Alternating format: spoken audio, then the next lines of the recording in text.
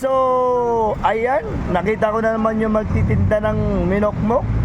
Guys, so may pasahero na po ako ng isa. Biyaheng unit up, guys. Ayan, meron rin po akong kasamahan dito na kasunod ko. Si Mr. Pogi. Guys, shout out pare. So, hintay pa po tayo ng isa para po tayo ay makadalwa. Ayan, guys.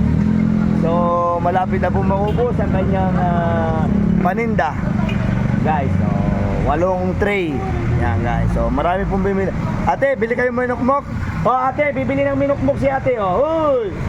O, yan, guys. So, tinutulungan ko rin siyang mag-alok, guys. Ayan. Okay. Ate, o, sakay kayo. So yan, madaming bumibili kay ate, minukmok. Mamaya na po ang istorya. At may mga customer pa po tayo dito. Yan, si ate. Shout out sa iyo. Oh yan, mamaya na ang istorya. Talaga, kasi mahilig po itong aking kaibigan ito, puro istorya. Yan. Ano masasabi mo? Thank you very much. Okay. Masayang masaya si ate. Guys, so 1, 2, 3, 4, 5, 6, 7, 8. Oh, 8 tray, guys. So yan, mangangalok po tayo, guys. Ate, sakayan po ng Grand Terminal SM, 20 lang. May kasabay ka na po. Saan po ba kayo? Palengke, Unitap, Novo. Ate, sakayan po ng SM, Palengke Bayan. Yan. Okay. Palengke Bayan. Oh. Yan, may bibili ng minukmok ulit. May bibili ulit.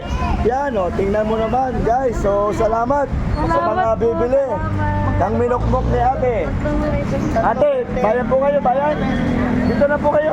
Wala na pong bayan yung mga bata. Oh, guys, so, wala lang kayo, 14 lang kayo lahat. Saan pa kayo sa bayan? Saan kayo ng estate, Palengke? Oh, yun, imig-lahat na, sakay. Okay, sakay. Dito po. Okay. Oh, may kusero na ako, guys. Okay.